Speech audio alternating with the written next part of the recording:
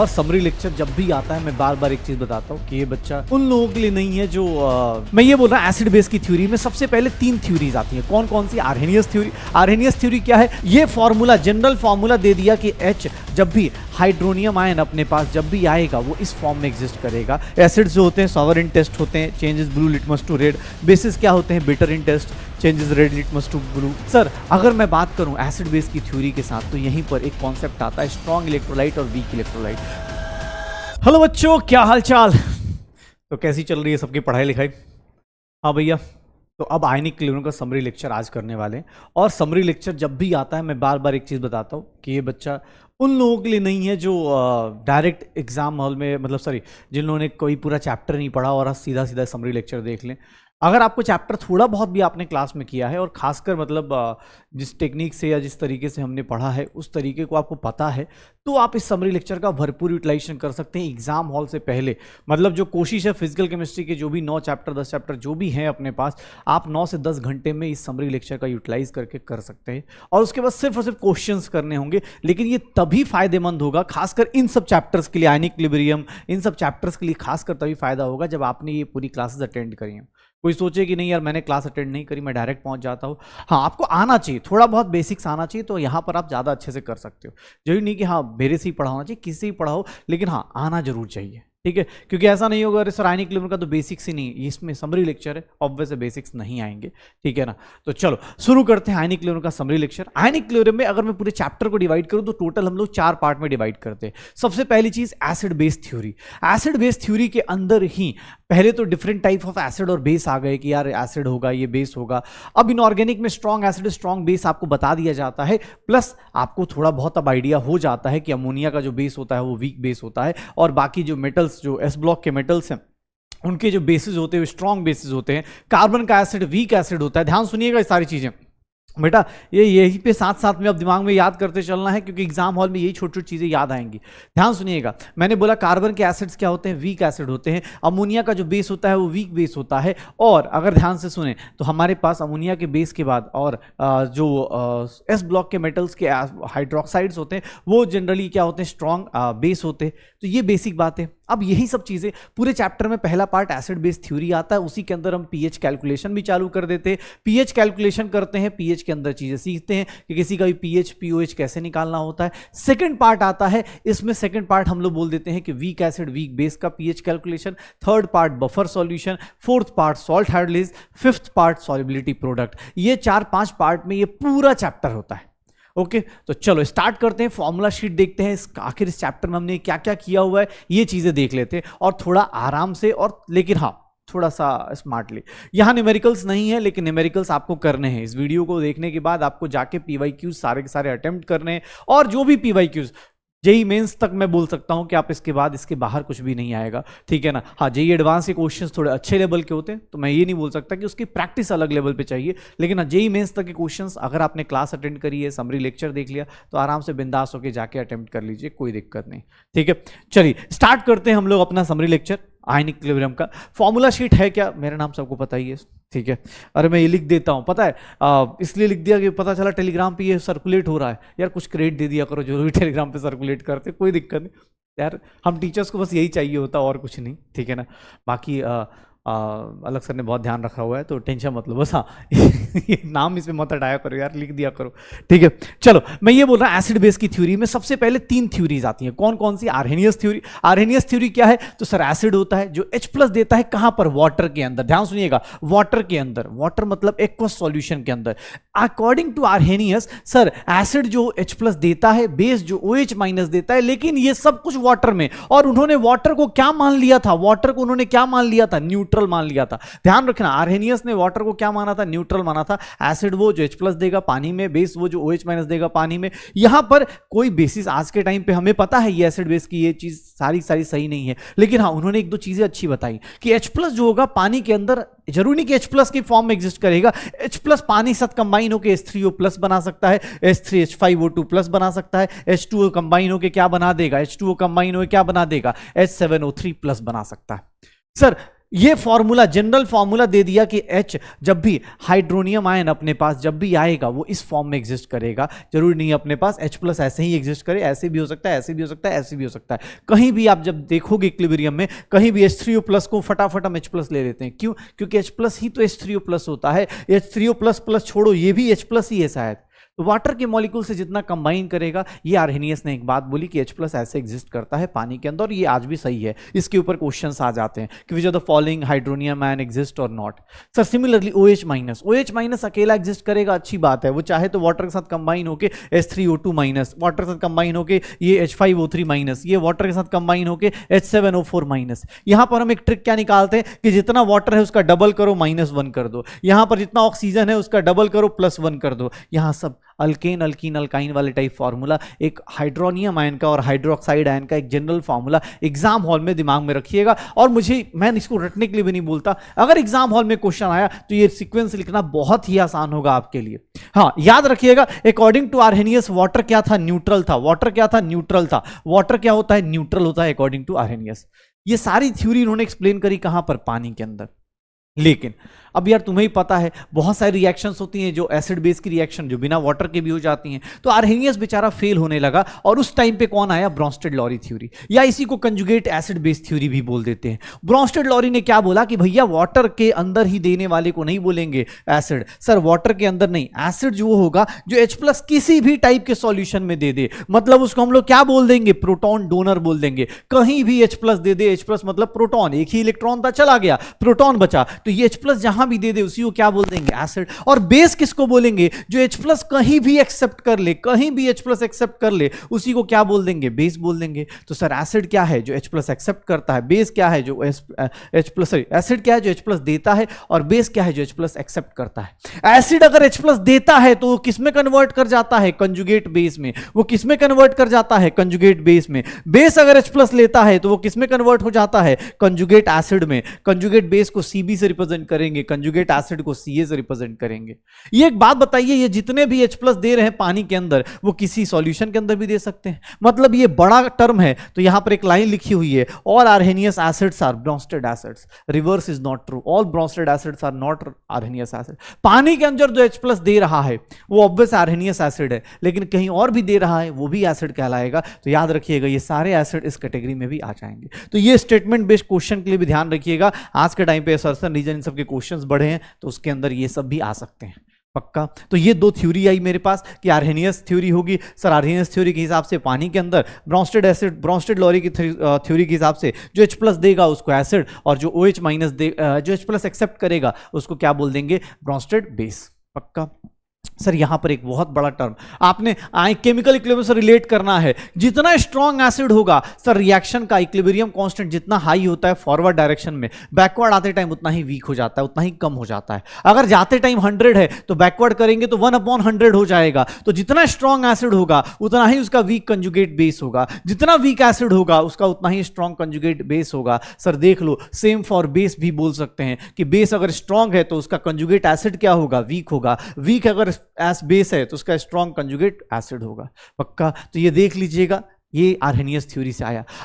Brønsted-lorry से। Brønsted-lorry ने बोला पानी एम्फोटेरिक नहीं है, पानी न्यूट्रल नहीं है। जो आर्हेनियस बोल रहा था कि पानी न्यूट्रल नहीं है, पानी क्या होता है? Amphoteric in nature. पानी एम्फोटेरिक इन नेचर। एसिड देख लो, पानी खुद को क्या कर रहा है? ऑटो प्रोटोलिसिस, या फिर इसी को बोलते हैं self ionization of water. Water खुद से ही खुद को आयनाइज करके रखता है। बहुत वीक आयनाइजेशन होती है, लेकिन होती है सर। आपको अभी पता चलेगा आयनिक प्रोडक्ट ऑफ वाटर की 10 की पावर -14, बहुत छोटा सा पोर्शन ही आयनाइज करता है, लेकिन करता है। पानी खुद को ही आयनाइज करके रख लेता है। ये देख लीजिए, ऑटो प्रोटोलिसिस। एसिड है, एसिड अपना क्या बना रहा है? H प्लस देने के बाद कंजुगेट बेस, बेस क्या बना रहा है? Conjugate acid. इसके ऊपर क्वेश्चंस आए हुए हैं। एसिड H प्लस देने के बाद क्या बनाता है? Conjugate base. Base H plus लेने के बाद क्या बनाता है? Conjugate acid. PYQ जाके कीजिएगा, आपको पता चलेगा ये सारी चीजें। एसिड बेस में सर थर्ड थ्योरी क्या आई? थर्ड थ्योरी आई लुईस की। लुईस ने क्या बोला कि सर ये सब कहानी छोड़ दो H प्लस और OH माइनस की। लुईस ने बोला कि जहां H प्लस है ही नहीं, जहां OH माइनस है ही नहीं, जो H प्लस ना लेना चाहता है ना देना चाहता है, उसको कैसे डिफाइन करोगे? तो लुईस थ्योरी ने क्या बोला सर लुईस ने बोला कि लुईस का एसिड वो एसिड होगा जो इलेक्ट्रॉन एक्सेप्ट करेगा, और इलेक्ट्रॉन कौन एक्सेप्ट करेगा, कंडीशन याद रखना, जिसके पास इनकम्प्लीट ऑक्टेट हो एंड वैकेंट ऑर्बिटल हो। याद रखिएगा, incomplete octet and vacant orbital, इन दोनों ऑर्बिट, दोनों कंडीशंस को फुलफिल करना पड़ेगा, अदरवाइज पता चला ऐसे ही लुईस एसिड बनाए जा रहे हैं। ये देखिए लुईस बेस किसको बोलेंगे, जो इलेक्ट्रॉन डोनर हो, और इलेक्ट्रॉन डोनर कौन होगा, जिसके पास complete octet with lone pair. सिर्फ ऑक्टेट कंप्लीट हो जाने से आप इलेक्ट्रॉन डोनर नहीं हो सकते। CH4 का ऑक्टेट कंप्लीट है, कार्बन का ऑक्टेट कंप्लीट है CH4 में, बट वो लुईस बेस नहीं है। क्यों? क्योंकि उसके पास कोई लोन पेयर नहीं होता। तो दोनों की कंडीशन, लुईस एसिड हो चाहे लुईस बेस हो, दोनों की कंडीशन, इलेक्ट्रॉन डोनर कौन होगा, इलेक्ट्रॉन एक्सेप्टर कौन होगा। इलेक्ट्रॉन डोनर कौन होगा सर, इलेक्ट्रॉन डोनर वो होगा जिसके पास complete octet with lone pair है। इलेक्ट्रॉन एक्सेप्टर कौन होगा, जिसके पास incomplete octet and vacant orbitals है। सारे के सारे Bronsted bases are Lewis bases. क्यों? क्योंकि सर ये क्या कर रहा है, इलेक्ट्रॉन डोनेट कर रहा है। इलेक्ट्रॉन कौन डोनेट करता है, जो H+ को ही देगा। ये H+ एक्सेप्ट करने वाले को ही क्या बोल देंगे, लुईस बेस। तो ये ध्यान रखिएगा। उसके बाद एसिड्स जो होते हैं, बाकी अब एसिड बेस की थ्योरी खत्म करते हैं। एसिड्स जो होते हैं सॉवर इन टेस्ट होते हैं, changes blue litmus to red. Bases क्या होते हैं, bitter in taste, changes red litmus to blue. ऐसे करके ध्यान रखिएगा, रेड लिटमस टू ब्लू होगा यार, ये रेड लिटमस टू ब्लू, तो ऐसे बना दीजिए पक्का, रेड लिटमस टू ब्लू। ये देख लो सर, अगर मैं बात करूं एसिड बेस की थ्योरी के साथ, तो यहीं पर एक कॉन्सेप्ट आता है स्ट्रॉन्ग इलेक्ट्रोलाइट और वीक इलेक्ट्रोलाइट। वीक इलेक्ट्रोलाइट क्या होते हैं सर, स्ट्रॉन्ग इलेक्ट्रोलाइट और वीक इलेक्ट्रोलाइट। वीक इलेक्ट्रोलाइट जो कम डिसोसिएट करते हैं, स्ट्रॉन्ग मतलब आया और धड़ल्ले से टूट गया, 100% डिसोसिएशन करता है। वीक इलेक्ट्रोलाइट 100% डिसोसिएशन नहीं करता, वहां पर डिग्री ऑफ डिसोसिएशन आता है। याद कीजिएगा, केमिकल इक्विलिब्रियम में आपको रिवाइज कराया गया है, C- alpha. Sir weak electrolyte में क्या होगा, ये धीरे धीरे डिसोसिएट करेगा। यहां पर एक रूल आता है ओस्टवाल्ड डाइल्यूशन लॉ। ये कब लगता है, ये कब लगता है, जब अल्फा की वैल्यू क्या हो जाए, लेस देन 5% या फिर 0.05%। मोस्टली वीक का मतलब यही होता है कि भाई इसी को वीक बोलेंगे। आप ओस्टवाल्ड डाइल्यूशन लॉ लगाते हैं। क्या कहता है ओस्टवाल्ड डाइल्यूशन लॉ, ये सिर्फ और सिर्फ किसके लिए होता है, वीक इलेक्ट्रोलाइट के लिए। कहना क्या चाहता है ओस्टवाल्ड डाइल्यूशन लॉ, इसका स्टेटमेंट याद रखिएगा कि डिग्री ऑफ डिसोसिएशन इंक्रीज करता है अगर सामने वाले की कॉन्सेंट्रेशन क्या कर रहे हैं आप, इंक्रीज कर रहे हैं, सर डिक्रीज कर रहे हैं। अगर कॉन्सेंट्रेशन डिक्रीज करेंगे, डिग्री ऑफ डिसोसिएशन इंक्रीज करता है according to Ostwald dilution law. Statement ये है। प्रूफ क्या है, ये आपके सामने प्रूफ है। क्या होता है, कोई भी वीक इलेक्ट्रोलाइट है, सर यहां वीक इलेक्ट्रोलाइट है तो C- अल्फा, बिकॉज वो 100% डिसोसिएट नहीं करेगा। C alpha, equilibrium constant C⁴/1 - alpha. और जैसे ही ओस्टवाल्ड डाइल्यूशन लॉ लगाएंगे, अल्फा की वैल्यू लेस देन 5% या 0.05। अल्फा फ्रैक्शन में भी आ सकता है, परसेंटेज में भी आ सकता है। रिलेशन देख लीजिए, लिखा हुआ है ऑलरेडी, इक्विलिब्रियम केमिकल इक्विलिब्रियम बताया गया है, बट फिर भी यहां देख लीजिए, अल्फा फ्रैक्शन में परसेंटेज बाई 100 दिया हुआ है। सर स्ट्रॉन्ग इलेक्ट्रोलाइट में अल्फा की वैल्यू 100% होती है। ध्यान से सुनना, अपने पास के इक्विलिब्रियम की वैल्यू क्या हो गई, C⁴। अल्फा की वैल्यू क्या हो गई, √K इक्विलिब्रियम बाई C। देखो कॉन्सेंट्रेशन और अल्फा का रिलेशन क्या हो गया, इनवर्स प्रोपोर्शनल आ गया। सर इनवर्स प्रोपोर्शनल आ गया। कॉन्सेंट्रेशन क्या होता है, number of moles upon volume. Sir अगर कोई बोले वॉल्यूम बढ़ाएंगे तो अल्फा की वैल्यू क्या हो जाएगी, बढ़ जाएगी। तो एग्जाम हॉल में ये स्टेटमेंट बेस्ड क्वेश्चन जो मैं ऐसे बता रहा हूं या ऐसे बता दे रहा हूं कि ऐसे ऐसे डायरेक्टली प्रोपोर्शनल, यही सब क्वेश्चंस आते हैं, यही सब क्वेश्चंस आते हैं। अब आपको इसको किसी भी चैप्टर से रिलेट कर दिया जाएगा, कॉन्सेंट्रेशन डिक्रीज करेंगे तो डिग्री ऑफ डिसोसिएशन क्या होता है, इंक्रीज होता है। ठीक है, अब देख लो, टेम्परेचर बढ़ाएंगे तो ऑब्वियस है डिसोसिएशन बढ़ जाएगा। क्यों? क्योंकि टेम्परेचर बढ़ाएंगे एनर्जी मिलेगी, ये जल्दी से जल्दी टूट जाएगा। टेम्परेचर बढ़ाएंगे डिसोसिएशन क्या होगा, बढ़ जाएगा। सर देख लीजिए, स्ट्रॉन्ग इलेक्ट्रोलाइट में अल्फा की वैल्यू 100%। ये एक चीज फिजिक्स के साथ रिलेट कर सकते हैं, डाइइलेक्ट्रिक कांस्टेंट। अगर आपको फिजिक्स में डाइइलेक्ट्रिक कांस्टेंट नहीं पता तो अभी के लिए बस इतना जान जाइए कि डाइइलेक्ट्रिक कांस्टेंट बढ़ाते हैं। जैसे एयर का कम होता है, वाटर का डाइइलेक्ट्रिक कांस्टेंट बढ़ता है। पानी में जाते देखोगे डिग्री ऑफ डिसोसिएशन क्या हो जाता है, बढ़ जाता है। ठीक है, फिजिक्स में आप पढ़ लेते हो, ठीक है ना, 12th क्लास की फिजिक्स में आपको पढ़ने को मिल जाता है, इलेक्ट्रोस्टैट में ही मिल जाता है डाइइलेक्ट्रिक कांस्टेंट। डाइइलेक्ट्रिक कांस्टेंट क्या करता है कि जैसे ही बढ़ेगा फोर्स क्या होगा, डिक्रीज होगा। कूलम्बिक फोर्स क्या होता है, डिक्रीज होता है, और आपका फोर्स डिग्री ऑफ डिसोसिएशन क्या हो जाएगा, बढ़ जाएगा। टेम्परेचर बढ़ाएंगे तो अल्फा बढ़ेगा, बस याद रखिएगा, टेम्परेचर बढ़ाते हैं तो बढ़ता है। सर डिग्री डाइइलेक्ट्रिक कांस्टेंट बढ़ाएंगे तो बढ़ेगा, लेकिन कॉन्सेंट्रेशन बढ़ाएंगे तो डिग्री ऑफ डिसोसिएशन क्या हो जाएगा, डिक्रीज कर जाएगा। This is what Ostwald dilution law. कहीं भी यहां पर क्या हो रहा है, 1 - अल्फा को क्या ले रहे हैं, 0 ले रहे हैं। क्यों? क्योंकि अल्फा की वैल्यू बहुत छोटी है। जब बहुत छोटी है तो इसको कम ले लो, पक्का। ये सिर्फ किसके लिए है, वीक के लिए। अभी हम सब लोग जानते हैं कि आयनिक इक्विलिब्रियम सिर्फ और सिर्फ किसके लिए पढ़ा जाता है, वीक इलेक्ट्रोलाइट्स के लिए। स्ट्रॉन्ग इलेक्ट्रोलाइट्स के लिए गलती से भी नहीं पढ़ना है। स्ट्रॉन्ग इलेक्ट्रोलाइट्स के लिए तो पढ़ना ही नहीं है, वीक इलेक्ट्रोलाइट्स के लिए पढ़ना है। तो देख लो, अब हम लोग बात करते हैं कि सर वीक इलेक्ट्रोलाइट छोड़िए, पहले हम पीएच कैलकुलेशन कैसे करते हैं। पीएच कैलकुलेशन कभी भी किसी का पीएक्स बोल दिया गया तो माइनस लॉग एक्स कर दो, पीएक्स बोला गया माइनस लॉग एक्स कर दो, नेगेटिव लॉगरिथमिक ऑफ एक्स कर दो, उसी को पावर ऑफ एक्स बोल देंगे। अगर यही हाइड्रोजन के लिए है तो पावर ऑफ हाइड्रोजन या पोटेंज हाइड्रोजन बोल देंगे। Minus log H plus pOH है तो माइनस लॉग ओएच, माइनस पीके है माइनस लॉग के, पीके बी है माइनस लॉग के बी, पीके डब्ल्यू है माइनस लॉग के डब्ल्यू। पक्का सर देखिएगा, आपको इसका शॉर्टकट भी बता दिया गया है कि अगर x की वैल्यू a इंटू 10 की पावर माइनस b दिया जाए, क्योंकि आप जब न्यूमेरिकल सॉल्व करोगे तो आपको ऐसे खूब मिलेंगे, तो यहां पर px की वैल्यू डायरेक्ट लिख सकते हो b minus log a। Sir यहां देखोगे px की वैल्यू अगर a दिया गया है तो x की वैल्यू 10 की पावर माइनस a भी लिख सकते हो, उल्टा भी सोच सकते हो, यही सेम चीज इधर भी लिखा जा सकता है, ये सेम चीज इधर लिखी जा सकती है। आपको शॉर्टकट pH सॉल्व करने में बहुत आसानी हो जाएगी। x की वैल्यू अगर इस तरह से दी गई है तो सर ऐसे x की वैल्यू a इंटू 10 की पावर माइनस b दिया गया है तो px की वैल्यू माइनस लॉग लोगे, फाइनली रिजल्ट शॉर्टकट आपके सामने, क्लास में भी किया है हम लोगों ने। सर ये देखिएगा px की वैल्यू a है तो x की वैल्यू क्या हो जाएगी 10 की पावर माइनस a, या x की वैल्यू 10 की पावर माइनस a दिया गया है तो ये इधर वैलिड हो जाएगा। मतलब ये दोनों जो है ना आपस में ऐसे इंटरचेंजेबल है, कोई ऐसा नहीं है कि सर ये दिया होगा तो ही ये दिया है तो ये होगा, ऐसा दिया है तो भी उल्टा हो सकता है, कोई दिक्कत नहीं है, शॉर्टकट इसीलिए लिखा गया है उसको। आप इससे पीएच के क्वेश्चन बहुत फास्ट कर सकते हो। फिर पीएच कैलकुलेशन में पहला केस क्या लेते हैं, स्ट्रॉन्ग एसिड का। स्ट्रॉन्ग एसिड क्या है सर, स्ट्रॉन्ग एसिड सर सीधा सीधा H प्लस आएगा, उसका पीएच निकाल देंगे। स्ट्रॉन्ग एसिड में क्या होगा, मोनोप्रोटिक एसिड होगा, डाइप्रोटिक एसिड होगा, ट्राइप्रोटिक एसिड होगा। ये मोनोप्रोटिक एसिड का मतलब क्या होता है, जितना एसिड होगा उतना ही उसका H प्लस होगा, क्योंकि एक ही H दे सकता है। डाइप्रोटिक में क्या होगा, H प्लस की वैल्यू कितनी होगी, 2 टाइम्स एसिड होगी। ट्राइप्रोटिक में क्या होगा, H प्लस की वैल्यू कितनी होगी, 3 टाइम्स होगी। सर H प्लस मिल गया पीएच निकाल दो, H प्लस मिल गया पीएच निकाल दो। स्ट्रॉन्ग एसिड में ऐसे पीएच निकालते हैं। स्ट्रॉन्ग बेस में मैंने कसम खिलाई थी, मैंने बोला था जब भी कभी बेस आ जाए जिंदगी में कभी भी डायरेक्ट पीएच मत निकालना, क्योंकि एग्जाम हॉल में ये सबसे बड़ा गलती होती है, सबसे बड़ी गलती यही है। एक बेस के केस में पीएच डायरेक्ट निकालोगे मतलब गलत ही आंसर टिक करने वाले। जिन लोगों ने आयनिक इक्विलिब्रियम का पीवाईक्यूज देखा होगा उन सब में पता है डिफिकल्ट क्वेश्चन नहीं आता, लेकिन एग्जाम हॉल में बच्चे के अपने इमोशंस पे कंट्रोल नहीं होंगे, वो गलत आंसर टिक करके आएगा। इसीलिए बोल रहा हूं थोड़ा सा ध्यान से और आराम से सुनिएगा। सर केस 2 में स्ट्रॉन्ग बेस में हमेशा पहले पीओएच निकालना है फिर पीएच निकालना है। क्यों, क्योंकि बेस में OH माइनस होता है या OH माइनस जनरेट करेगा बेस। तो देख लो, अगर मोनो एसिडिक बेस है तो 1 OH माइनस, ड्राई एसिडिक है तो sir 2 OH minus, try acidic है 3 OH माइनस, निकाल देगा, पक्का हो जाएगा। सर यहां पर पहले पीओएच निकालेंगे फिर पीएच निकालेंगे, और नॉर्मली हम लोग क्या बोलते हैं कि pH प्लस पीओएच क्या हो जाता है, 14 के इक्वल होता है। pH प्लस पीओएच किसके इक्वल होता है, 14 के इक्वल होता है। pH प्लस पीओएच किसके इक्वल होता है, 14 के इक्वल हो जाता है।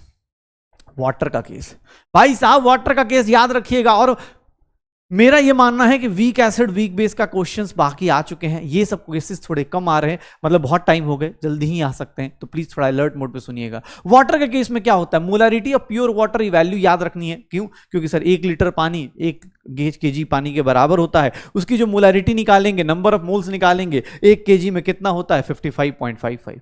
प्योर वाटर है, न्यूट्रल वाटर है तो H plus is equal to OH minus, acidic water है मतलब H प्लस ज्यादा है, बेसिक वाटर है मतलब OH माइनस ज्यादा है। वाटर के केस में हम सबको पता है वाटर का आयनिक प्रोडक्ट क्या होता है, H plus into OH minus. pKw क्या होता है, pH प्लस POH होता है।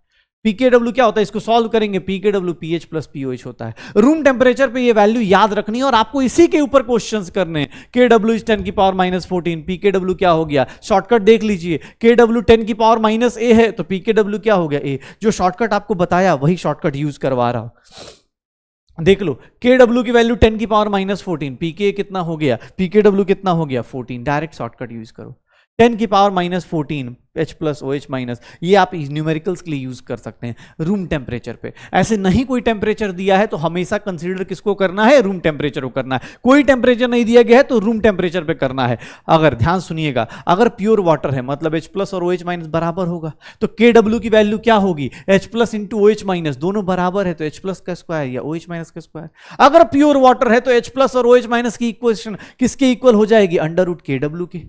सर रूम टेम्परेचर पे निकाल के देख लीजिए, H प्लस और OH माइनस, रूम टेम्परेचर पे ये सारी कैलकुलेशन कर रहा हूं, H प्लस और OH minus under root KW 10 की पावर -7, मतलब 1 लीटर पानी जब लेते हो उसमें से 55.55 मोल्स में से सिर्फ 10 की पावर -7 मोल्स ऑफ वाटर क्या करता है, H प्लस में कन्वर्ट होता है या OH माइनस में कन्वर्ट होता है। बहुत छोटा सा अमाउंट है, इसीलिए वाटर का डिसोसिएशन कांस्टेंट बहुत छोटा आएगा। क्यों? क्योंकि सर सोचो ना, 55.55 मोल्स में से 10 की पावर -7 मोल्स आपका डिसोसिएट कर रहा है, ऑलमोस्ट नेग्लिजिबल है। ठीक है, तो डिसोसिएशन कांस्टेंट ऑफ वाटर क्या आता है, बहुत कम। H प्लस आ गया रूम टेम्परेचर पे तो pH या POH कितना आ जाएगा, 7 आ जाएगा। 10 की पावर -x दिया है तो x हो गया। सर pH स्केल कहां से कहां फ्लक्चुएट करता है, 0 से लेकर PW तक, 0 से लेकर PW मतलब PKW, ठीक है, 0 से लेकर 14 तक। रूम टेम्परेचर पे कहां से कहां, 0 से लेकर 14 तक। ये देखिएगा रूम टेम्परेचर पे pH स्केल 0 से लेकर 14, सर यहां 0 से स्टार्ट करेंगे 14 तक जाएंगे। ये 7 वाला क्या होता है, न्यूट्रल, इधर जाएंगे एसिडिक, इधर जाएंगे बेसिक हो जाएगा, एसिडिक और बेसिक। 7 से कम है pH तो जितना इधर जाएंगे एसिडिक बढ़ता जाएगा, इधर जाएंगे तो बेसिक बढ़ता जाएगा। ये सारी कहानी जो 10th क्लास तक पढ़ी थी वो सारी की सारी कहानी कहां पर है, सो सारी की सारी कहानी सर ये रूम टेम्परेचर पे ही वैलिड होगी जो 10th क्लास में पढ़ा था। अब हम लोग जैसे ही थोड़े बड़े होते हैं हमें पता चल जाता है कि भैया ये सब जिंदगी में मोह माया है, कुछ भी फिक्स नहीं रहता, सब में अंदर अंदर कुछ ना कुछ चीजें चेंज होती रहती हैं। जैसे टेम्परेचर बढ़ाते हो dissociation constant ionic product of water बढ़ता है, क्यों? क्योंकि वाटर का डिसोसिएशन एंडोथर्मिक है। ये छोटे छोटे रीजन्स याद रखना, वाटर का KW क्यों बढ़ता है, बिकॉज वाटर का डिसोसिएशन इज एंडोथर्मिक प्रोसेस। तो टेम्परेचर बढ़ाओगे डिसोसिएशन बढ़ेगा, KW की वैल्यू बढ़ेगी, KW बढ़ेगा PKW कम होगा, और PKW मतलब pH स्केल का रेंज क्या होता है, 0 से लेकर PKW, तो pH स्केल का रेंज क्या होगा, छोटा। pH ऑफ न्यूट्रल वाटर कितना होता है, PKW/2 होता है। pH ऑफ न्यूट्रल वाटर कितना होता है, pH ऑफ न्यूट्रल वाटर कितना होता है, PKW/2 होता है, PKW/2 होता है। तो सर ये कम हो जाएगा, देख लो सेम चीज। अब इसी को 90 डिग्री सेल्सियस पे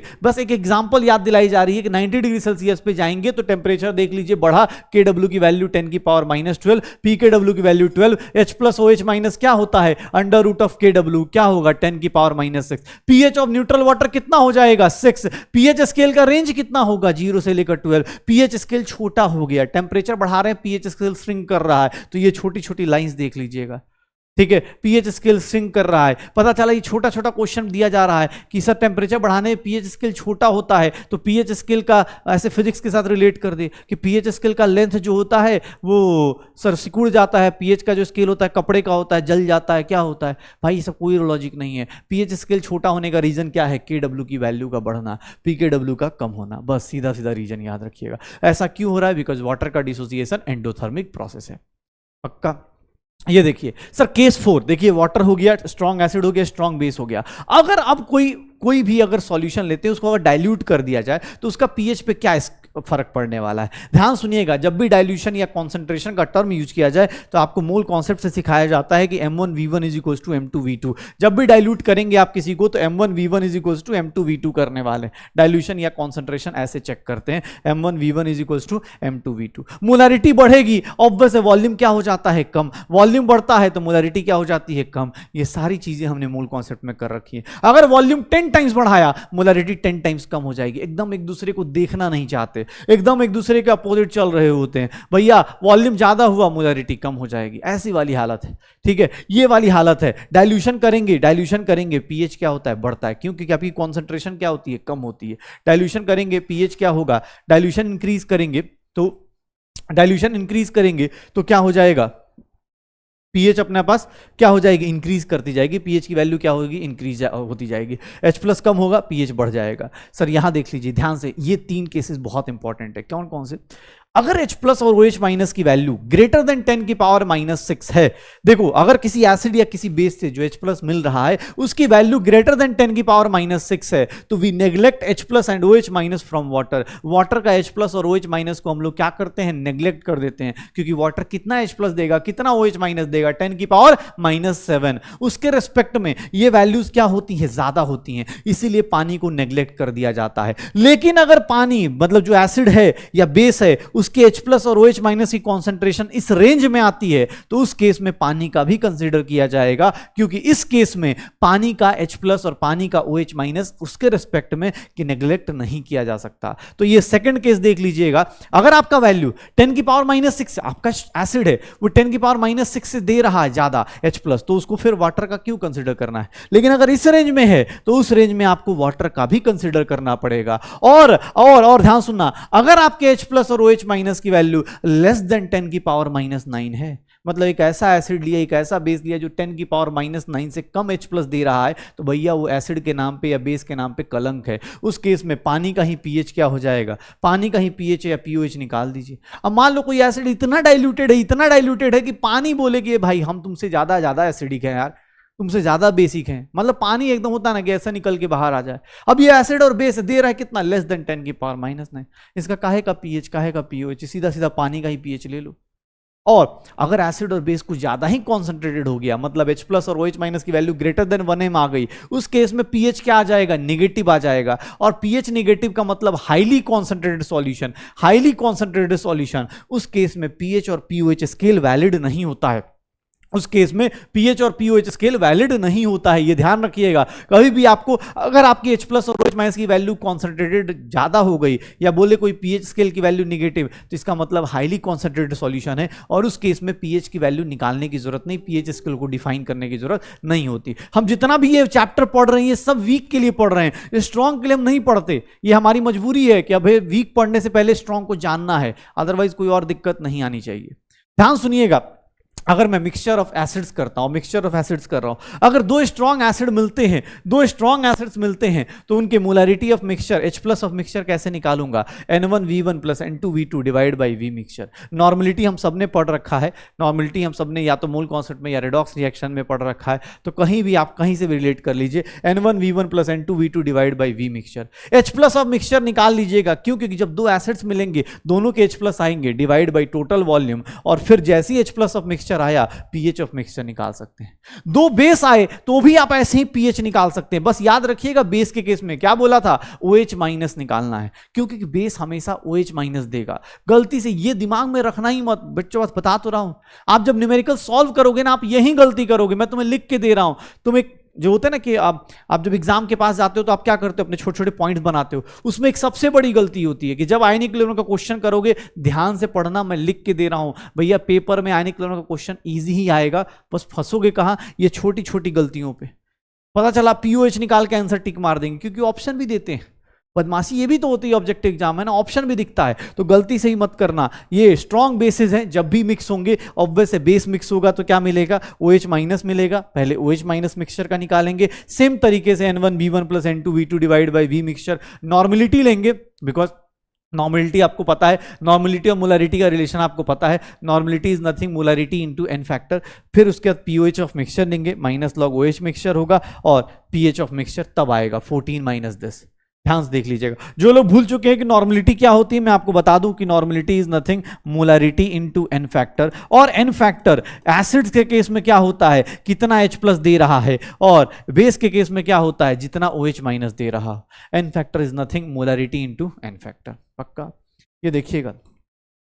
सर अगर स्ट्रॉन्ग एसिड और स्ट्रॉन्ग बेस मिक्स होते हैं तो यहां पर तीन कंडीशंस आती है। कौन कौन सी, कि सर अगर दोनों के इक्विवेलेंट्स मिक्स हो गए, नंबर ऑफ इक्विवेलेंट्स कैसे निकालते हैं, किसी का भी निकालना है तो नॉर्मलिटी इनटू वॉल्यूम या फिर मोलैरिटी इनटू वॉल्यूम इनटू क्या कर दो, n फैक्टर कर दो। नंबर ऑफ इक्विवेलेंट्स ऐसे निकाला जाता है। ऐसे तो first chapter number of moles into क्या कर दिया जाता है, n फैक्टर कर दिया जाता है। तो ये छोटी छोटी और प्यारी प्यारी बातें नंबर ऑफ इक्विवेलेंट्स में सीखी जाती है। अगर दोनों के इक्विवेलेंट्स इक्वल हैं, एसिड और बेस के इक्विवेलेंट्स इक्वल हैं, तो pH किसके इक्वल हो जाएगा, 7 के इक्वल, न्यूट्रल हो जाएगा। pH किसके इक्वल हो जाएगा, 7 के इक्वल, न्यूट्रल हो जाएगा।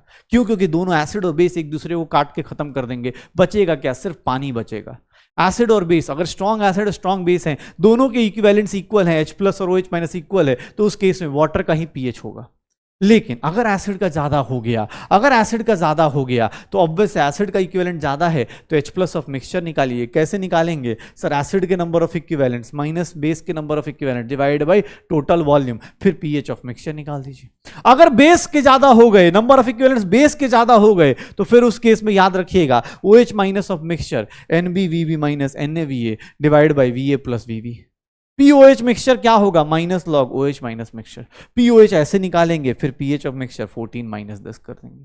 पक्का? तो ये 3 केसेस याद रखिएगा। एसिड और बेस को जब भी स्ट्रॉन्ग एसिड स्ट्रॉन्ग बेस को मिक्स करेंगे, इक्विवेलेंट देख लीजिए, एसिड बेस का इक्वल pH7, एसिड का ज्यादा तो H प्लस ऐसे निकलेगा, बेस का ज्यादा तो OH माइनस निकालेंगे और फिर अपने पास अब यहां पर ऐसे ऐसे भी चीजें आने लगेंगी। और सर देखिए ना, ये ऐसे भी लिख दिया जाएगा एसिड। अब मैं यहां पे ऐसे छोटे छोटे पॉइंट लिख दूं कि pH will be less than 7, यहां पर क्या लिख दूं? pH will be greater than 7। कोई लॉजिक नहीं है ना बेटा, ऑब्वियस है बेस ज्यादा है तो ऑब्वियस है pH ग्रेटर देन 7 आएगा, pH लेस देन 7 आएगा। जो चीज आप कॉमन सेंस से कर सकते हो उसको बार बार अपने नोट्स में डालने की जरूरत नहीं।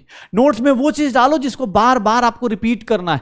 अब कोई बोले सर पानी का आपने रिएक्शन नहीं लिखा, अरे भाई यार नॉर्मल, अरे भाई ये सब चीजें अब आपको आनी चाहिए, ठीक है ना। आपको बोले अरे सर यहां पर आपको खुद पता है जब pH निकालोगे H प्लस बचेगा तो pH लेस देन 7। कुछ लोग नोट्स को इतना डिटेल्ड बना देते हैं कि भाई वो मतलब रिवाइज करना मुश्किल हो जाए। इतना ही मत करो, शॉर्ट एंड छोटा सा रखो उसी में। अब छोटी चीजें हैं सर, अब ये कोई बोले सर एसिड का मतलब pH लेस देन 7, बेस का मतलब pH ग्रेटर देन 7। पक्का? तो ये छोटी छोटी चीजों का ध्यान रखिएगा। सर मेरे पास सारे के सारे एसिड बेस की थ्योरी कर ली, मैंने पीएच की कैलकुलेशंस याद करवा दी कि सर पीएच कैसे कैसे केसेस में निकालते हैं, strong acid, strong base, water, mixing, dilution, ये सारे कंडीशंस हमने डिस्कस कर लिया, कहां पे वाटर कंसीडर करना है, कहां पर नहीं करना है। यहां तक अपने पास आयनिक इक्विलिब्रियम नहीं आया था। मैं सच बताऊं आयनिक इक्विलिब्रियम सिर्फ 3 जगह आएगा, week acid, weak base, buffer solution, salt hydrolysis और सॉल्बिलिटी प्रोडक्ट, यही 3-4 जगह। अभी तक आयनिक इक्विलिब्रियम चल ही नहीं रहा था। अभी तक तो बेसिक 10th में जो एसिड बेस सॉल्ट पढ़ते थे उसी को रिवाइज कर रहे हैं। अब यहां पर क्या आएगा? तो यहां पर देखना सर वीक एसिड है तो वीक एसिड डिसोसिएट करेगा। अब वीक एसिड डिसोसिएट करेगा C plus C minus alpha C alpha. Weak base है तो एसिड डिसोसिएट करेगा sir C minus C alpha. जिन लोगों ने क्लास अटेंड करी है हम दोनों को पैरेलली लिखते हैं। क्यों लिखते हैं इसका रीजन आपको बताया गया था। जो फॉर्मूला इसका है सेम फॉर्मूला उसका। यहां पर K क्यों लिखा? बिकॉज एसिड का है, ये बेस का Kb लिख दिया।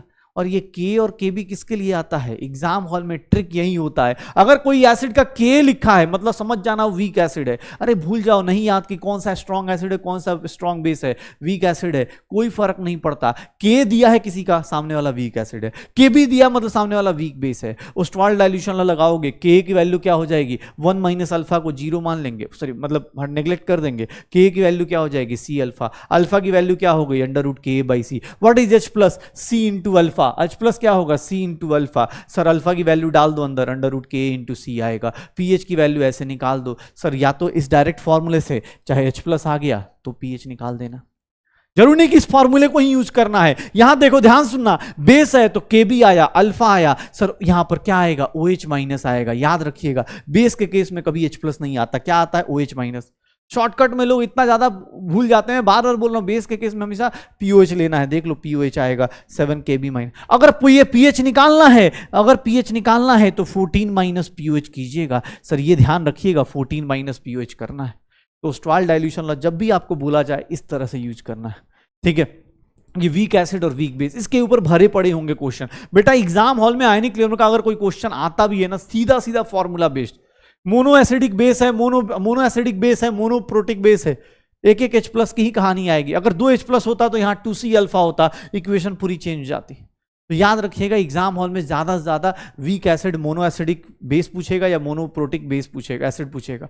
इसके अलावा अगर डाई एसिडिक पूछ दिया तो सिर्फ H प्लस की वैल्यू पूछेगा, कितना आएगा? 2C alpha. Obvious die acidic में क्या हो जाएगा? ये पूरी वैल्यू चेंज करनी पड़ेगी, वो हमारे सिलेबस में आएगा नहीं, आएगा तो पूरा डिराइव करेंगे, ठीक है। वो आप इसको बस ये देखिए, आपके पास फॉर्मूला लिस्ट ये पड़ा है। अगर एसिड याद है तो बेस अपने आप होगा, बस बेसिक कॉन्सेप्ट याद रखिएगा। यहाँ K है तो यहाँ Kb होगा, यहाँ सर अपने पास H प्लस है तो यहाँ OH माइनस होगा, यहाँ pH है तो यहाँ POH होगा, इसके अलावा कुछ भी नहीं। पक्का? वीक एसिड वीक बेस, जैसे ही वीक एसिड वीक बेस करते हैं यहाँ पर 1-2 और चीजें। वीक एसिड के केस में एसिडिक स्ट्रेंथ जो होगा, क्योंकि ऑब्वियस वीक एसिड में ही कंपेरिजन होगा, स्ट्रॉन्ग एसिड में क्या ही कंपेयर करें। वीक एसिड का एसिडिक स्ट्रेंथ H प्लस वो किसके इक्वल होगा? C अल्फा के, या फिर under root K into C। Similarly basic strength की बात करेंगे तो बेसिक स्ट्रेंथ भी किसके इक्वल होगा sir, C alpha OH minus या KB into C. Acidic strength का रेशियो लेंगे तो C1 alpha 1 C2 alpha 2 K1 into K2 ऐसे करके होगा। अगर C1 C2 इक्वल हो गया cancel out K1 by K2। याद रखिएगा जब भी दो वीक एसिड्स को मिक्स किया जाता है तो H प्लस ऑफ मिक्सचर क्या हो जाता है, under root K1 into C1 under root K2 into C2 ऐसे फ्लक्चुएट करता है। जब भी इस तरह की चीजें आएंगी H प्लस, जो काम आप इधर करेंगे, ठीक है, जो काम आप इधर करेंगे वीक एसिड में करेंगे वही वीक बेस के लिए किया जाएगा, जो काम आप वीक एसिड के लिए करेंगे वही काम वीक बेस के लिए किया जाएगा। आप अगर इसको जानते हैं तो आप इसको अपने आप कर लेंगे, आपकी मर्जी है। सर बहुत फॉर्मूले हो गए, बेटा आपका अपना आप सोचना है। एक सिंपल चीज, एसिड है उसका कंजुगेट बेस देखना, एसिड का कंजुगेट बेस का, अगर एसिड का K दिया है और उसका K भी निकालना है तो हमेशा किसके इक्वल होगा, KW के इक्वल। इसका pK of acid plus pKb of उसी का कंजुगेट बेस। याद रखिएगा ये सब कुछ इसी के लिए वैलिड है। गलती से भी ये मत कर देना कि किसी और एसिड को किसी और बेस को जोड़ दिया, नहीं, जो एसिड है उसी का कंजुगेट बेस, उन दोनों का रिलेशन क्या होता है, KW के इक्वल। जो बेस है कंजुगेट एसिड उसी का रिलेशन किसके इक्वल, KW के इक्वल। पक्का याद रखो। ऑड आयन इफेक्ट क्या होता है, याद रखना जब भी कोई ऐसे आयंस डाले जाए, जब मिक्सिंग ऑफ आयंस किए जाते हैं तो दो केसेस आते हैं। एक होता है जिसमें डिग्री ऑफ डिसोसिएशन इंक्रीज कर जाता है, एक ऐसा आयन डाल दो जो सामने वाले को लेके गायब हो जाए, ली चैटलियर्स प्रिंसिपल से वो क्या होगा, डिग्री ऑफ डिसोसिएशन बढ़ जाएगा। लेकिन कॉमन आयन इफेक्ट में क्या होता है, डिग्री ऑफ डिसोसिएशन डिक्रीज कर जाता है, because there is a strong electrolyte जो अपना आयन कॉमन छोड़ देगा और उसके कारण रिएक्शन कहां आ जाती है, बैकवर्ड आ जाती है। कॉमन आयन इफेक्ट में जब न्यूमेरिकल आएगा अल्फा डैश की वैल्यू क्या होगी, K अपॉन KB, K हो चाहे KB हो, वीक एसिड वीक बेस कुछ भी हो, डिवाइड बाई X। X क्या है सर, जो भी H प्लस आयन माइनस कहां से आ रहा है, स्ट्रॉन्ग एसिड से आ रहा हो, जो भी H प्लस और OH माइनस कहां से आ रहा हो, स्ट्रॉन्ग एसिड। इसके अलावा और कोई क्वेश्चन नहीं आएगा, ये ध्यान रखिएगा। कॉमन आयन इफेक्ट कब लगता है, देखिएगा अगर वीक एसिड या वीक बेस अकेला बैठा है तो अल्फा की वैल्यू K या KB अपॉन C हो जाती है, कॉन्सेंट्रेशन ऑफ वीक एसिड। लेकिन अगर वीक एसिड और वीक बेस के साथ स्ट्रॉन्ग एसिड और स्ट्रॉन्ग बेस दे दिया जाए, वीक एसिड और वीक बेस के साथ स्ट्रॉन्ग एसिड और स्ट्रॉन्ग बेस दे दिया जाए तो उसको हम लोग क्या बोल देते हैं, कॉमन आयन इफेक्ट। उसी को हम लोग क्या बोल देते हैं, कॉमन आयन इफेक्ट। क्या बोल दिया जाएगा, कॉमन आयन इफेक्ट। ये ध्यान रखिएगा जब भी आपको मिले वीक एसिड और वीक बेस अकेला है तो उसका degree of dissociation under root K या KB अपॉन C होता है। लेकिन जैसे ही स्ट्रॉन्ग एसिड स्ट्रॉन्ग बेस के सामने आया उसका degree of dissociation alpha dash is nothing K upon KB by क्या आ जाएगा, X आ जाएगा। पक्का sir, weak acid weak base करा, उसके साथ साथ उसके मिक्सिंग ऑफ आयंस कर लिया, उनका आपस में कंजुगेट एसिड कंजुगेट बेस का रिलेशन देख लिया। अब वीक एसिड वीक बेस के न्यूमेरिकल्स जब सॉल्व करोगे तो उसके बाद हमारे साथ साथ क्या आता है, एक और कॉन्सेप्ट आता है, that is known as buffer solution. Buffer solution क्या है सर, बफर सॉल्यूशन क्या होता है, जो अपने रेजिस्ट करता है किसको, चेंज इन पीएच को रेजिस्ट करता है। PH of buffer solution does not changes with volume. अगर कोई वॉल्यूम के साथ डाइल्यूट कर दूं या कॉन्सेंट्रेट कर दूं तो उससे pH of buffer solution fluctuate नहीं करता है, उससे pH of buffer solution fluctuate नहीं करता है। पीएच जो होगा, पीएच दो टाइप के, एक सिंपल पीएच बफर और एक बफर जो होता है दो टाइप के, सिंपल बफर और मिक्स्ड बफर। सिंपल बफर मतलब salt of week acid weak base, अभी पढ़ लेंगे, उनका भी पता चल जाएगा सॉल्ट हाइड्रोलिसिस में। लेकिन हाँ, मिक्स्ड बफर क्या से होते हैं sir, acidic buffer basic buffer. पहचानने के तीन तरीके देखिएगा, एसिडिक बफर पहचानना है, वीक एसिड प्लस उसका कंजुगेट बेस। एसिडिक बफर कैसे पहचानेंगे, वीक एसिड और उसका conjugate base, weak acid plus उसका salt with strong base, weak acid plus strong base. लेकिन दोनों के मोल्स देख लेना, वीक एसिड ज्यादा होना चाहिए। कभी भी हम आयनिक इक्विलिब्रियम पढ़ें किसके लिए रहे हैं, वीक के लिए, तो हमेशा वीक वाला पोर्शन क्या होना चाहिए, ज्यादा। ध्यान सुनना, weak acid strong base, x moles हैं, इसके y मोल्स हैं, तो x will be greater than y। Basic buffer की बात करूं तो बेसिक बफर क्या होगा, weak base plus it's conjugate acid, weak base plus it's salt with strong acid, weak base plus strong base. यहां x के मोल्स ज्यादा होने चाहिए y से। ये दोनों को पहले पहचानना, क्योंकि एग्जाम हॉल में क्वेश्चंस पहचानने के ऊपर भी आता है कि कौन बफर है, किस टाइप का बफर है। अगर वीक एसिड और उसका सॉल्ट है तो वो एसिडिक बफर है, वीक बेस प्लस उसका सॉल्ट है तो वो क्या है, बेसिक बफर है। सर देख लो, इसके केस में, एसिडिक के केस में पीएच आता है, फॉर्मूला क्या आ जाता है, pKa plus log salt upon acid, pOH pKb plus log salt upon acid. Simple सा बफर, बफर चेंज नहीं करता। अगर आप स्ट्रॉन्ग एसिड स्ट्रॉन्ग बेस डालते हैं तो यहां पर एक टर्म डिफाइन होता है, buffer capacity. What is buffer capacity sir, delta n, कितने number of moles of strong acid strong base आपने ऐड किए, डेल्टा एन कितने number of strong acid strong base add किए, divided by delta pH. Maximum buffer capacity कब होती है? जब इनका चेंज क्या हो जाए, जो चेंज हो सकता है वो टर्म क्या हो जाए, जीरो हो जाए। मैक्सिमम बफर कैपेसिटी कब होती है? जब पीएच किसके इक्वल हो जाए, पीके के, पीओएच किसके इक्वल हो जाए, पीकेबी के इक्वल हो जाए। तो मैक्सिमम बफर कैपेसिटी ये आती है। एसिडिक बफर हो चाहे बेसिक बफर हो, दोनों के केस में जो ये टर्म फ्लक्चुएट होते हैं लॉग वाले, इनको हटा दो, यही हमारे लिए मैक्सिमम बफर कैपेसिटी होंगे। सर याद करो, हमने ये सब कुछ पढ़ा है। जितनी बफर कैपेसिटी हाई, जितनी बफर कैपेसिटी हाई, उतना ज्यादा वो रेजिस्टेंस शो करेगा। क्यों? क्योंकि सर जितना बफर, ये सब टर्म्स आ सकते हैं, ध्यान सुनना अपने पास, ये टर्म्स अपने पास लाइंस के फॉर्म में आ सकते हैं कि जितना बफर कैपेसिटी हाई मतलब उतना ज्यादा वो रेजिस्टेंस शो करेगा। एसिडिक बफर है, एसिडिक बफर का मतलब क्या होता है? सर इसका फॉर्मूला दिया हुआ है। अब इसमें मैंने दो केसेस आपको क्लास में कराए थे कि अगर स्ट्रॉन्ग एसिड डालते हैं तो स्ट्रॉन्ग एसिड किससे रिएक्ट करेगा? एसिड से करेगा या बेस से करेगा? स्ट्रॉन्ग एसिड किससे रिएक्ट करेगा? एसिड से करेगा या बेस से करेगा? देखेंगे log this minus x plus x. अगर मैं बेस डालता हूं तो बेस किससे रिएक्ट करेगा? बेस से नहीं करेगा, किससे करेगा? एसिड से करेगा। सर ये सिंपल सा कॉन्सेप्ट है। और आपको ही पता है बफर सॉल्यूशन अपना रेजिस्टेंस कैसे शो करता है, बिकॉज एक तो चेंज बहुत छोटा सा होगा, ऊपर प्लस होगा नीचे माइनस होगा, थोड़ा सा मतलब एक तो बहुत छोटा सा चेंज होगा। क्यों? क्योंकि देख लो ना, ऊपर जितना बढ़ाओगे उतना ही नीचे माइनस होगा। तो और ऊपर से आगे क्या लगा है? मैथमेटिकल एक लॉग फंक्शन लगा है। लॉग फंक्शन क्या करता है आपकी जिंदगी में? सर लॉग में 10 टाइम्स बढ़ाओगे ना तो लॉग की वैल्यू 1 से इंक्रीज करती है। मतलब लॉग 10 की वैल्यू कितनी है? 1। लॉग 100 की वैल्यू कितनी होती है? 2 होती है। तो सर ये 10 टाइम्स ज्यादा होता है, तब जाके वैल्यू फ्लक्चुएट करती है। मैक्सिमम बफर कैपेसिटी कब आती है? जब पीएच फ्लक्चुएट ही ना करे, मतलब ये पूरा टर्म क्या हो जाए? जीरो। और ये पूरा टर्म कब जीरो होगा? जब सॉल्ट अपॉन एसिड क्या हो जाए? 1। लॉग 1 जीरो होता है। अगर आपने एसिडिक बफर देख लिया, सेम चीज बेसिक बफर में लगा दीजिए। मैं इसीलिए पैरेलली पढ़ा रहा हूं, पैरेलली याद दिला रहा हूं कि हमने क्लास में भी यही किया था, आपके लिए भी यही है। सर आप सिंपल सा सोचिएगा, अगर बेसिक बफर है pK b plus log salt upon this base, एक बात बताओ, स्ट्रॉन्ग एसिड किससे रिएक्ट करेगा? खुद से सोचो, रटना नहीं है ये सब। स्ट्रॉन्ग एसिड किससे रिएक्ट करेगा? एसिड से या बेस से? बेस से रिएक्ट करेगा। बेस के माइनस करेगा, एसिड में प्लस करेगा।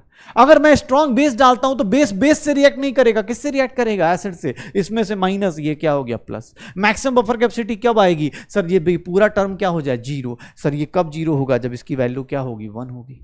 बफर कैपेसिटी यही होती है। बफर के अंदर यही सब चीजें। पहले बफर को पहचानो, बफर कैपेसिटी देखो, बफर के अंदर चेंजेस कैसे कैसे हो सकते हैं ये देख लो।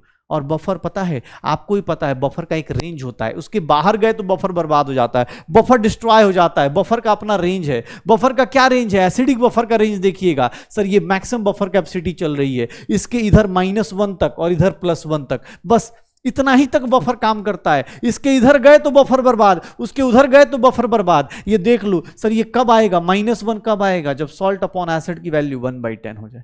ये 1 होता था और ये सर इक्वल्स टू 10 हो गया, तब हो जाएगा।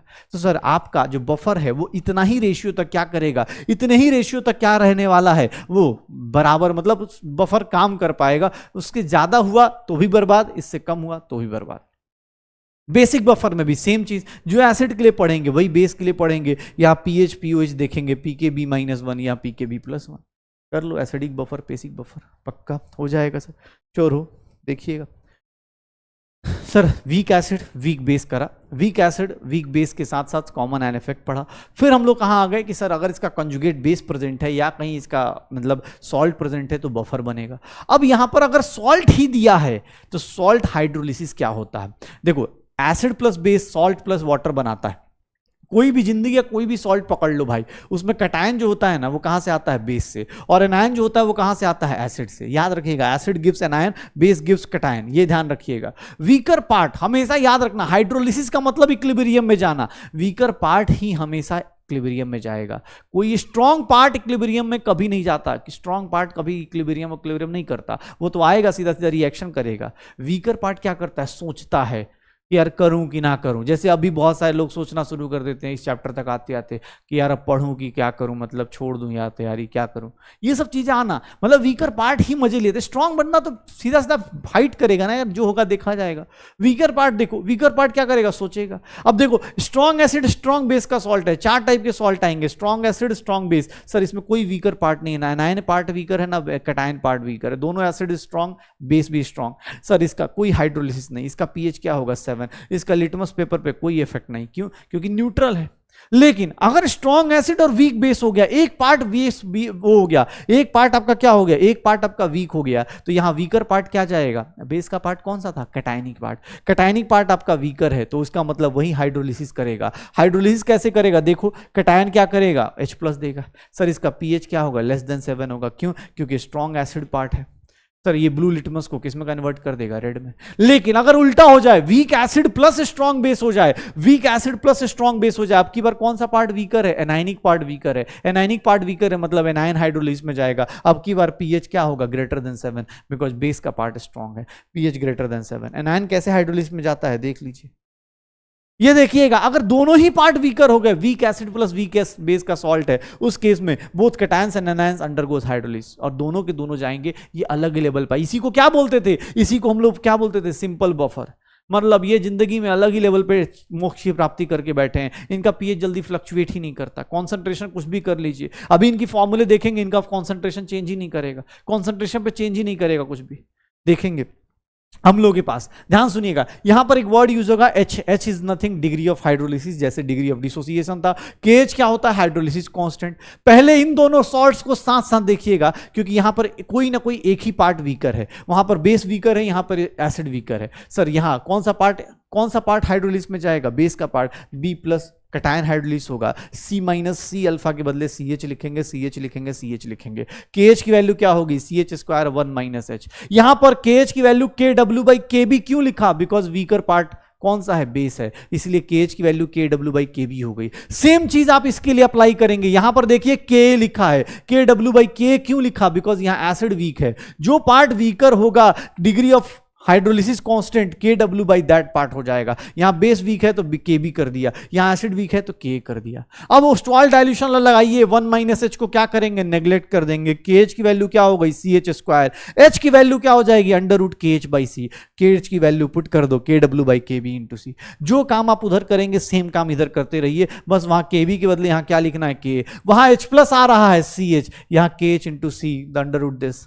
यहां पर H+ के बदले क्या लिखेंगे, OH - CH, √KH × C, √KW/K × C। pH की वैल्यू क्या लिखेंगे, 7 - 1/2 pK + log C। ये क्या हो जाएगा, POH यहां पर ऐसे आएगा, 7 - pH की वैल्यू क्या होगी, 14 माइनस करेंगे तो pH की वैल्यू ये आ जाएगी। बस देख लो। अब यहां पर डायरेक्ट फॉर्मूला बेस्ड क्वेश्चंस आपको चाहे प्रीवियस ईयर हो चाहे कहीं भी हो, आप डायरेक्ट फॉर्मूला बेस्ड क्वेश्चंस मिलेंगे। कुछ भी इधर उधर दिमाग नहीं लगाना, कुछ भी इधर उधर दिमाग नहीं लगाना है। ट्राई कीजिएगा भाई, जितनी मेहनत मैंने करी आपके लिए शॉर्ट नोट्स लिखने के लिए, आप इतनी ही मेहनत, बस इसको बार बार रिवाइज करिए, हो जाएगा। अब इससे ज्यादा डिटेल नहीं हो सकता।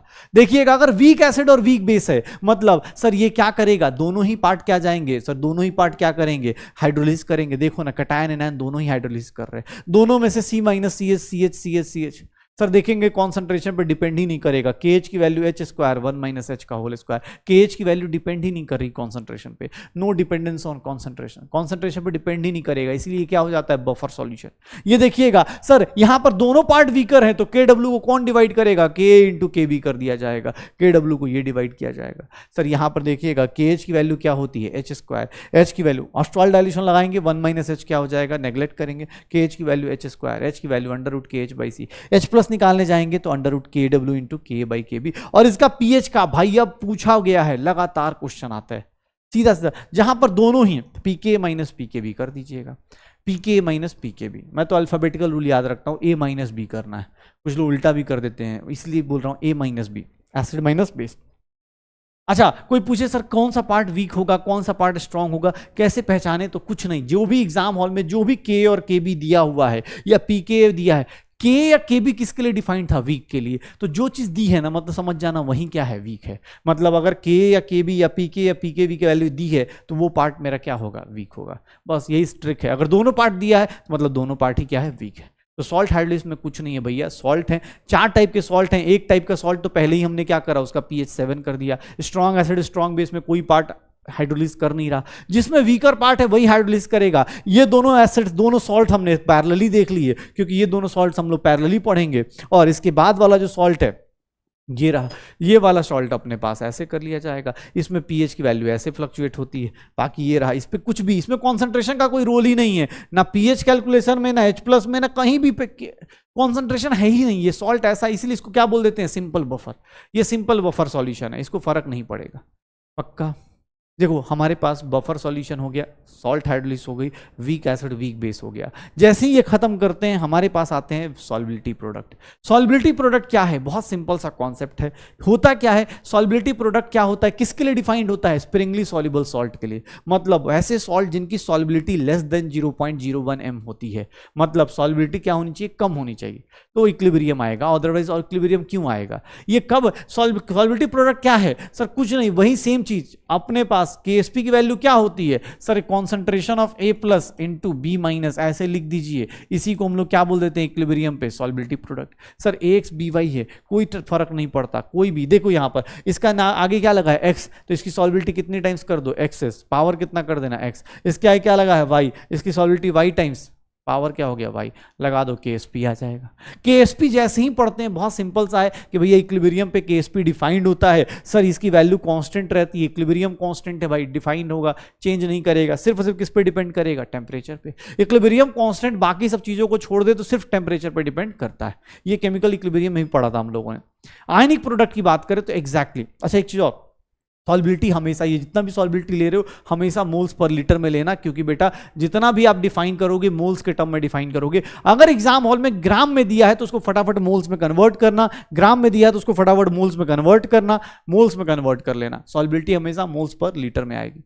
आयनिक प्रोडक्ट की बात करें, आईपी से लिख रहे होते हैं, ये क्या है, जैसे रिएक्शन कोशिएंट था अपने केमिकल इक्विलिब्रियम में, वैसे ही आयनिक प्रोडक्ट है। ये किसी भी मोमेंट ऑफ टाइम पे डिफाइंड है, रिएक्शन के शुरुआत से लेकर लास्ट तक जा सकता है। सर इसकी वैल्यू चेंज करती है ड्यूरिंग द रिएक्शन, ये टेम्परेचर के अलावा कॉन्सेंट्रेशन, प्रेशर, वॉल्यूम सब पे चेंज फ्लक्चुएट करता है।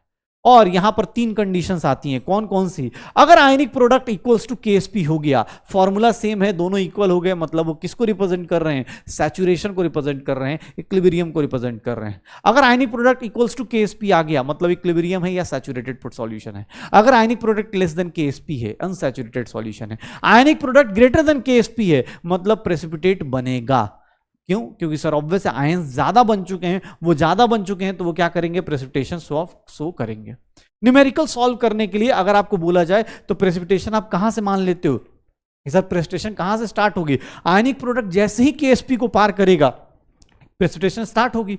तो न्यूमेरिकल सॉल्व कैसे करें, तो हम वहां पे ये मान लेते हैं कि इस कंडीशन को जैसे ही सेटिस्फाई करेगा प्रेसिपिटेशन चालू होना चालू हो जाएगा। तो ये देख लेना, न्यूमेरिकल्स के लिए हम दोनों को इक्वल मान लेते हैं, बट हाँ रियलिटी में क्या होता है, इससे ज्यादा होगा आयनिक प्रोडक्ट तभी जाके प्रेसिपिटेट बनता है। अच्छा, जब इन लोगों को मिक्स करते, जब आप क्वेश्चंस करेंगे तो जहां पे ना अलग अलग टाइप के सॉल्ट मिलेंगे, उन सबका इक्वल वॉल्यूम लिया जाएगा। तो वहां पर याद रखिएगा, जब भी इक्वल वॉल्यूम मिक्स करेंगे तो कैटायन ऑफ मिक्सचर क्या होगा, जो भी उसका इनिशियल मोलरिटी होगी divide by 2, anion of mixture क्या हो जाएगा, initial molarity divide by 2। Common ion effect क्या होता है, सॉल्बिलिटी प्रोडक्ट में भी क्या होता है, याद रखना, जिंदगी में कुछ कॉमन हो गया मतलब भैया आपकी क्या हो गई, आपकी चाहे सॉल्बिलिटी हो चाहे डिग्री ऑफ डिसोसिएशन हो, सॉल्बिलिटी क्या हो जाएगी, डिक्रीज हो जाएगी। क्यों, क्योंकि सॉल्बिलिटी कॉमन आयन इफेक्ट भी होगा। तो जैसे ही कॉमन आयन इफेक्ट होता है, स्ट्रॉन्ग सॉल्ट आ गया, स्ट्रॉन्ग सॉल्ट आया मतलब सामने वाला बेचारा वीक बेचारा क्या हो जाएगा, साइड में चला जाएगा, साइड में चला जाएगा। तो वही वाली आता है, सॉल्बिलिटी इसकी क्या हो जाएगी, डिक्रीज हो जाएगी। सॉल्बिलिटी क्या हो जाएगी, डिक्रीज। सॉल्बिलिटी देखोगे KSP बाई X हो जाएगा। What is X? X is concentration of common ion from strong electrolyte. जो भी अपने पास, जैसे मान लो Cl माइनस कॉमन है तो Cl माइनस की कॉन्सेंट्रेशन, सेम चीज जैसे अल्फा डैश में करा था। कॉमन आयन इफेक्ट कहां पड़ा था, अभी जस्ट पड़ा था वीक एसिड वीक बेस में। वहां पर क्या करते थे, K बाई या KB बाई क्या कर देते थे, X कर देते थे। वही X यहां पर भी है। सेम प्रोडक्ट सॉल्बिलिटी प्रोडक्ट में भी कॉमन आयन इफेक्ट लगा सकते हैं। अब यहां पर अब बस देख लीजिए चैप्टर में, जैसे साइमल्टेनियस इक्विलिब्रियम होता है, अगर दो वीक इलेक्ट्रोलाइट्स एक साथ डाल दिए जाए, एक ही वेसल में, एक ही कंटेनर में डाल दिया जाए और उनके बीच में एक कॉमन आयन हो, मतलब दोनों एक साथ इक्विलिब्रियम अचीव करने की कोशिश करें और उनके बीच में एक कॉमन आयन हो, जैसे फॉर एग्जांपल ये है, तो सर इसकी सॉल्बिलिटी मान लो S1 है, इसकी सॉल्बिलिटी S2 और S2 है, लेकिन ये A+ कॉमन है, तो इसके KSP का इक्वेशन में चेंजेस आ जाएंगे। KSP के इक्वेशन में क्या आएंगे, चेंजेस आ जाएंगे। इसको बोलते हैं साइमल्टेनियस इक्विलिब्रियम। मतलब दो लोग एक ही वेसल में अगर हैं और दोनों एक साथ इक्विलिब्रियम अचीव करेंगे तो जो कॉमन आयन है, देखो ना, इसकी सॉल्बिलिटी S1 थी, इसकी सॉल्बिलिटी S2 थी, लेकिन दोनों A+ की वैल्यू क्या हो जाएगी, S1 प्लस S2 हो जाएगी। अच्छा एक चीज और यहाँ पर, अगर दोनों केस पे आसपास की वैल्यूज हैं, मतलब एक दूसरे के आसपास की वैल्यूज हैं, तब तो S1 और S2 दोनों को कंसीडर करेंगे, फिर सॉल्व करेंगे, फिर उसको सॉल्व कीजिए, दोनों को कंसीडर करेंगे फिर सॉल्व करेंगे। इक्वेशन, दो इक्वेशन है, दो वेरिएबल, सॉल्व करेंगे। लेकिन अगर एक की बहुत ज्यादा हाई है, अगर एक का केएसपी बहुत ज्यादा हाई है, तो ऑब्वियस है दूसरे की सॉल्वेबिलिटी क्या कर दी जाएगी, नेग्लेक्ट कर दी जाएगी, और फिर उसके बाद इक्वेशन को सॉल्व कर दिया जाएगा। न्यूमेरिकल सॉल्व करने की अलग अलग टेक्निक्स हैं कि आपका अगर केएसपी देख लीजिए दोनों का आसपास का है तो दोनों की सॉल्वेबिलिटी कंसिडर करना, अगर एक की बहुत ज्यादा हाई है तो दूसरे की सॉल्वेबिलिटी नेग्लेक्ट मार देना, दूसरे की सॉल्वेबिलिटी नेग्लेक्ट मार देना। पक्का? तो सॉल्बिलिटी प्रोडक्ट हो गया, आयनिक प्रोडक्ट हो गया, सर सॉल्ट हाइड्रोलिसिस बफर हो गया, और वीक एसिड हो गया। आयनिक प्रोडक्ट, आयनिक इक्विलिब्रियम के मेजर 4 कंपोनेंट्स हो गए। अब बचा खुचा थोड़ा सा ये छोटी चीज, इंडिकेटर्स क्या होते हैं, बफर सॉल्यूशन के एग्जांपल्स होते हैं। इंडिकेटर्स भी क्या होते हैं, बफर सॉल्यूशन होते हैं। ये क्या होते हैं, dye substance which changes colour over a short range, short pH range, मतलब एक रेंज में, पीएच के रेंज में कलर चेंज करते हैं। 2 इंडिकेटर्स हमारी लाइफ में बहुत आते हैं। अगर आप स्कूल के लैब में गए हो या मतलब जहां भी आप कॉलेज के लैब में देखें तो वहां पे 2 इंडिकेटर्स मिल जाएंगे, फिनोफ्थलीन और मिथाइल ऑरेंज। फिनोफ्थलीन होता क्या है, वीक एसिड है। ये मैं क्यों बोल रहा हूं इसको बफर, क्योंकि देख लो फिनोफ्थलीन कलरलेस होता है एसिडिक सॉल्यूशन में, लेकिन पिंक होता है बेसिक सॉल्यूशन में। जैसे ही वो मतलब नॉर्मल एसिड में एसिडिक सॉल्यूशन है, जब तक आपका पीएच कम है आप कलरलेस हो, लेकिन जैसे ही बेस बना वो क्या करेगा, पिंक बन जाएगा। तो आपको पता चल जाएगा कि यार सॉल्यूशन में या जो रिएक्शन हो रही है इसके अंदर बेसिक कैरेक्टर आ गया। क्यों? क्योंकि आपके फिनोफ्थलीन का कलर क्या हो रहा है, चेंज हो रहा है। और ये कैसे फ्लक्चुएट करता है, ये देखो ना, ये फॉर्मूला देख के क्या याद आ रहा है, ये किसका फॉर्मूला है, बफर का है। तो इंडिकेटर्स एक टाइप से बफर की तरह काम करते हैं, बफर सॉल्यूशन की तरह काम करते हैं।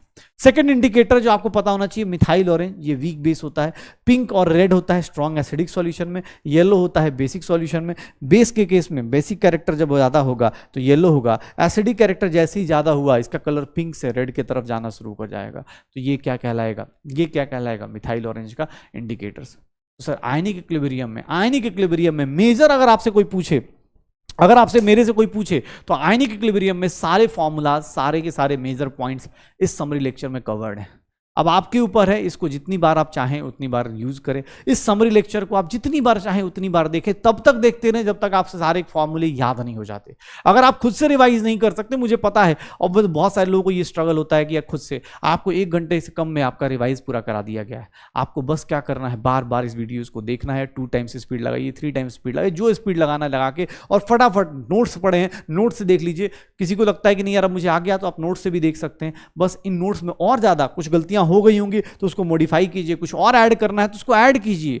ये नोट्स आपके लिए हैं, मैंने बस बनाए हैं, ठीक है, बाकी नोट्स आपके लिए ही हैं। तो आप कुछ नहीं, इसके अंदर कुछ और ऐड करना है, लगता है नहीं सर आपने ये चीज़ नेग्लेक्ट कर दी या आपके रिस्पेक्ट में ये नहीं मतलब ईजी है, मुझे डफ लगता है, आप उसको ऐड कर लीजिएगा। ओके, चलो मिलते हैं अगले समरी लेक्चर में, तब तक के लिए पढ़ाई करते रहिए, एंजॉय करते रहिए।